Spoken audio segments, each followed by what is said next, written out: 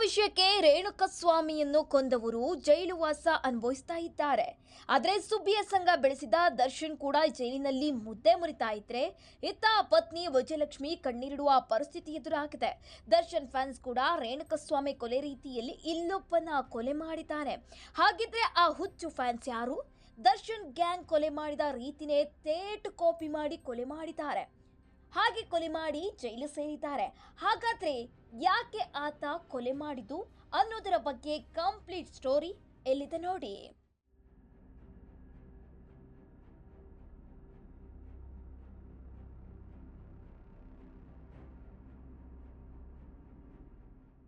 Boss ನಡೆದಿದ್ದೇ ದಾರಿಯನ್ನು ನಾವು follow ಮಾಡೇ ಮಾಡ್ತೀವಿ ಅನ್ನೋರು ಇವರನ್ನ ನೋಡ್ತಿದ್ರೆ ಯಥಾ ರಾಜ ತಥಾ ಪ್ರಜಾ ಅನ್ಬೇಕಾ, ಎಲ್ಲ ಅಭಿಮಾನದ ಹುಚ್ಚಲ್ಲಿ ಮಾಡಿಕೊಂಡ ದೊಡ್ಡ ಎಡವಟ್ಟು ಅನ್ಬೇಕಾ ಒಂದು ತಿಳಿತಿಲ್ಲ.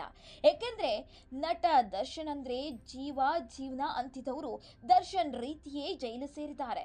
ನಮ್ಮನೆ ಹೆಣ್ಮಕ್ಳುಗಳ ಸವಸಕ್ಕೆ ಬಂದ್ರೆ ಡಿ ಬಾಸ್ ಆಗ್ಬಿಡುತ್ತೆ ಅಂತ ಸ್ಟೇಟಸ್ ಹಾಕಿದವರು ಡಿ ಗ್ಯಾಂಗ್ ರೀತಿಯೇ ಪರಾಕ್ರಮಿಗಳಂತೆ ಅಟ್ಟಹಾಸ ಮೆರೆದಿದ್ದಾರೆ.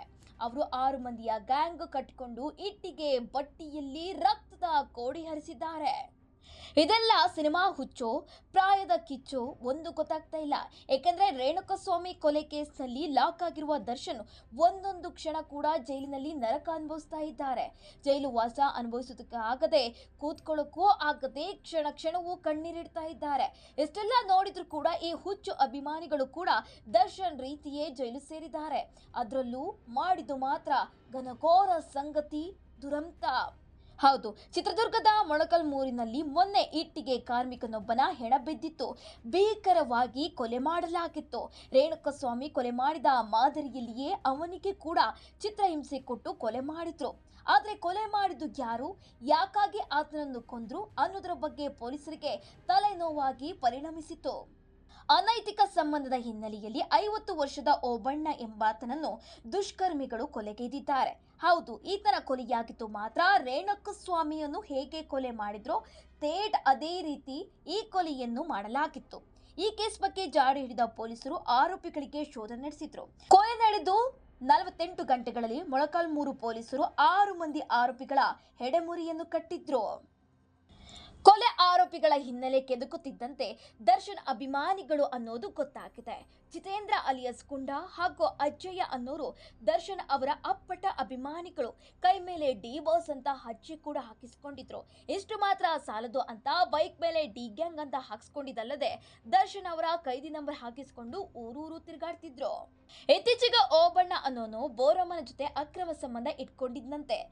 ಅವನಿಗೆ ಇದು ಸಾಲದು ಅಂತ ದರ್ಶನ್ ಅಭಿಮಾನಿಯಾಗಿರುವ ಚಿತ್ರೇಂದ್ರನ ಬಗ್ಗೆ ಊರು ತುಂಬಾ ಪುಕಾರು ಎಬ್ಬಿಸಿದ್ದ. ಕರಿ ಬಸಮ್ಮ ಅನ್ನೋಳ ಜೊತೆ ಸಂಬಂಧ ಇಟ್ಕೊಂಡಿದ್ದಾಳೆ ಅಂತ ಇಲ್ಲ ಸಲ್ಲದ ಹಾಗೆ ಗಾಳಿ ಸುದ್ದಿ ಹಬ್ಬಿಸಿದ. ಇದನ್ನು ತಿಳಿದ ಜಿತೇಂದ್ರನ ಕೋಪ ಪಿತ್ತನೆತ್ತಿಗೇರಿತು.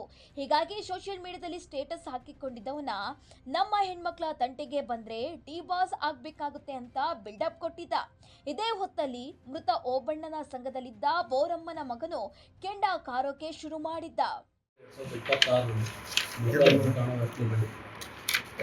ಸ್ಪಂದನ ಬಿಕ್ಸ್ ಪ್ಯಾಕೆಟಲ್ಲಿ ಒಬ್ಬ ವ್ಯಕ್ತಿ ಓಬಣ್ಣ ಅಂತ ಹೇಳ್ಬಿಟ್ಟು ವಯಸ್ಸು 55 ವರ್ಷ, ಅವನನ್ನು ಯಾರೋ ದುಷ್ಕರ್ಮಿಗಳು ಯಾವುದೋ ನಿರ್ದೇಶಕವಾಗಿ ಟವಲ್ನಿಂದ ಅವನ ಕತ್ತನ್ನು ಬೆಳೆದು ಮತ್ತು ಆ ಕತ್ತನ್ನು ಬೆಳೆದಾದ ನಂತರ ಆ ಬಾಡಿಗೆ ತೆಗೆದುಕೊಂಡು ಟ್ರ್ಯಾಕ್ಟರ್ ಟ್ರಾಲಿ ಕಡೆ ಹಾಕಿ ಕ್ರಶ್ ಮಾಡಿಬಿಟ್ಟು ಕೊಲೆ ಮಾಡಿರ್ತಕ್ಕಂಥದ್ದು ಮಾಹಿತಿ ಬಂದ ಮೇರೆಗೆ ಪೊಲೀಸ್ ಸ್ಟೇಷನ್ ಮೊಳಕಾಲ್ಮೂರು ಪೊಲೀಸ್ ಸ್ಟೇಷನ್ನಲ್ಲಿ ಪ್ರಕರಣ ದಾಖಲಾಗ್ತದೆ.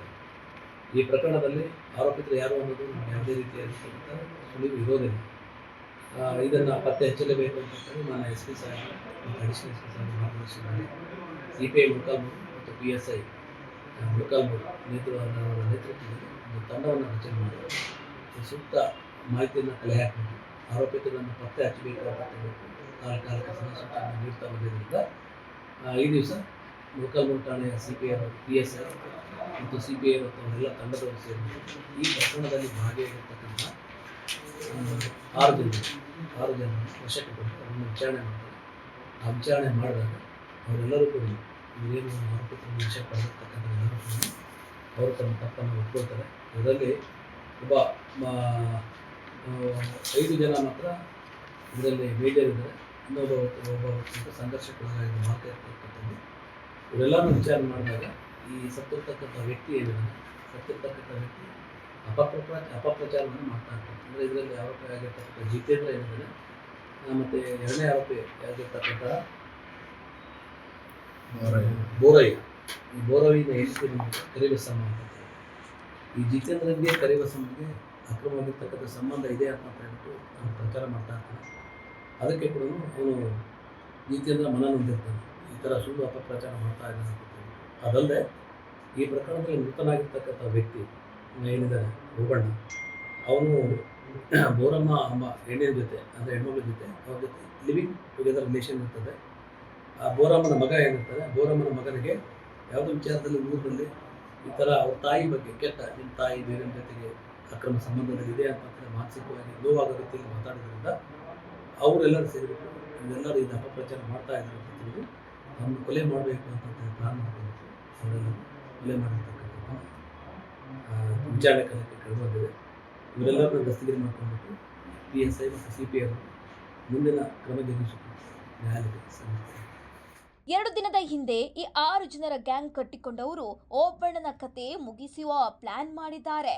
ಹಾಗೆ ರೇಣುಕಸ್ವಾಮಿಗೆ ಚಿತ್ರಹಿಂಸೆ ಕೊಟ್ಟಂತೆಯೇ ಓಬಣ್ಣನಿಗೂ ನರಕ ತೋರಿಸಬೇಕು ಅಂದ್ಕೊಂಡಿದ್ರು.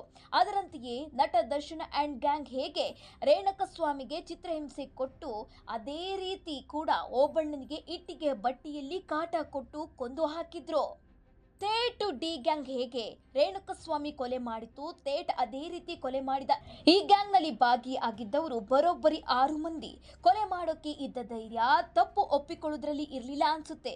ಪ್ರೀ ಪ್ಲಾನ್ಡ್ ಮಾಡಿ ಕೊಲೆ ಮಾಡಿದ ಈ ಗ್ಯಾಂಗ್ ಪರಾರಿಯಾಗಿದ್ರು. ಆದರೆ ಕೊಲೆ ಮಾಡಿದ ರೋಚಕತೆಯೇ ಕೇಳಿದ್ರೆ ನೀವು ಕೂಡ ಬೆಚ್ಚಿ ಬೀಳ್ತೀರಾ ಕಣ್ರಿ. ಹೌದು, ವಿದ್ಯುತ್ ಟ್ರಾನ್ಸ್ಫಾರ್ಮರ್ನಲ್ಲಿ ಫ್ಯೂಸ್ ಕಿತ್ತು ಕತ್ತಲಲ್ಲಿ ಕೊಲೆ ಮಾಡಿದ್ರು ಕಣ್ರಿ. ಅದರಲ್ಲೂ ಕೂಡ ಆತನ ಕೈಕಾಲನ್ನು ಕಟ್ಟಿ ಹಾಕಿ ಟ್ರ್ಯಾಕ್ಟರ್ ಎತ್ತಿ ಟಿಪ್ಪರ್ ಎತ್ತಿ ಮಲಗಿಸಿ ಟ್ರಾಲಿ ಇಳಿಸಿ ಕೊಲೆ ಮಾಡಿದ್ರು. ಕೊಲೆಯ ದಿಕ್ಕು ತಪ್ಪಿಸಲು ಟ್ರ್ಯಾಕ್ಟರ್ ಆಕ್ಸಿಡೆಂಟ್ ಅನ್ನೋ ರೀತಿ ಸೆಟಪ್ ಮಾಡಿದ್ರು. ಯಾಕಂದ್ರೆ ಪೊಲೀಸರಿಗೆ ಈ ಕೊಲೆಯ ದಿಕ್ಕು ತಪ್ಪಿಸೋಕೆ ಅಂತ ಆಕ್ಸಿಡೆಂಟ್ ಆಗಿರೋ ರೀತಿ ಸೀನ್ ಕ್ರಿಯೇಟ್ ಮಾಡಿದ್ರು. ಆದರೆ ಪೊಲೀಸರಿಗೆ ಅನುಮಾನ ಬಂದು ಹಂತಕರ ಹಿಂದೆ ಬಿದ್ದು ಕೊಲೆಗಾರರಿಗೆ ಜೈಲಿನ ಹಾದಿ ತೋರಿಸಿದ್ದಾರೆ. 6 ಜನ ಆರೋಪಿಗಳಲ್ಲಿ 2 ಹೆಣ್ಮಕ್ಳು ಕೂಡ ಲಾಕ್ ಆಗಿದ್ದಾರೆ. ಒಟ್ಟಾರೆಯಾಗಿ ಅಭಿಮಾನ ಅನ್ನೋದು ಮನಸ್ಸಲ್ಲಿ ಇರಬೇಕೇ ಹೊರತು ಅದನ್ನೇ ನಿಜ ಜೀವನದಲ್ಲಿ ಇಟ್ಕೊಂಡು ಕೊಲೆ ಮಾಡುವ ರೇಂಜ್ಗೆ ಹೋಗಬಾರ್ದು. ತಪ್ಪು ಮಾಡಿದರೆ ಕಾನೂನು ಎಲ್ಲರಿಗೂ ತಕ್ಕ ಶಿಕ್ಷೆ ಕೊಟ್ಟೇ ಕೊಡುತ್ತೆ ಅನ್ನೋದಕ್ಕೆ ಈ ಕೊಲೆಯೇ ಉದಾಹರಣೆ. ಇದಾಗಿತ್ತು ಈ ಹೊತ್ತಿನ ಸ್ಟೋರಿ. ನೋಡ್ತಾ ಇರಿ ಜನತಾ TV, ಸದಾ ಜನಪರ.